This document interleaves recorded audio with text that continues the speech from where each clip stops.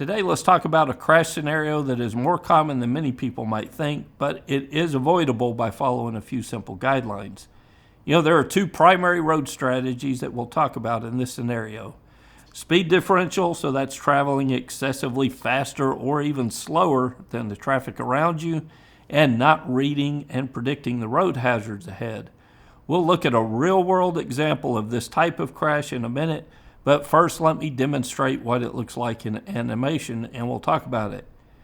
So here we've got 3 lanes of traffic going one direction. 2 lanes are at a stop, with one open lane to the far right that can be selected in order to bypass the slowdown.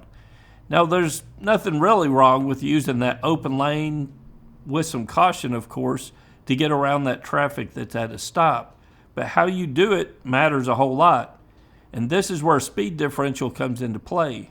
In this situation, it doesn't matter what the speed limit on this particular road is.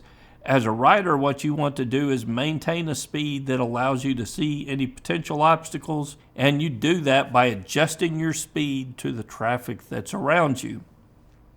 For example, if there's a car attempting to turn through this stopped traffic and you're traveling at a high rate of speed, then it's going to take you longer to see the situation. It's going to take you longer to stop the motorcycle and avoid a collision. And this is where things can go wrong very quickly out on the street. By keeping your speed close to that of the speed of the vehicles around you, you can make sure that you have enough time to read and to react to potential hazards out on the road. So here's a key takeaway from this video.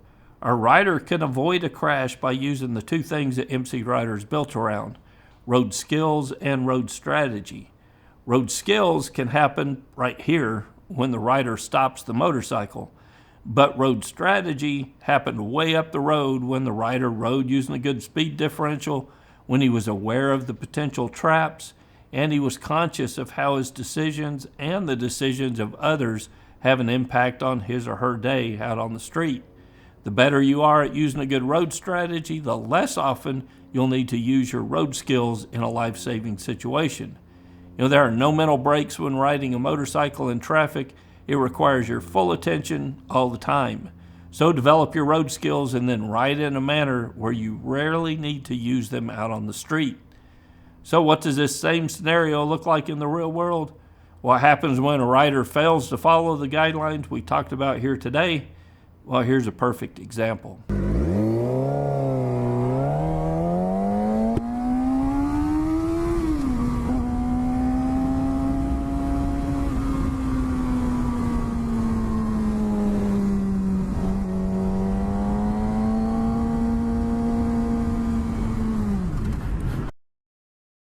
I do want to inform you that the rider did survive this crash, fortunately with relatively minor injuries considering the impact that he had with that vehicle.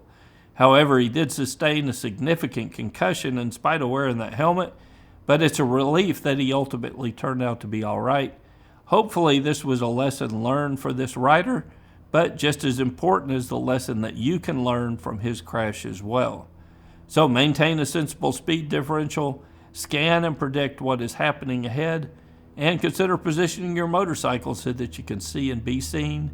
And beyond all else, develop your road skills so that if everything else goes wrong, you still have some tools in the bag to deal with it.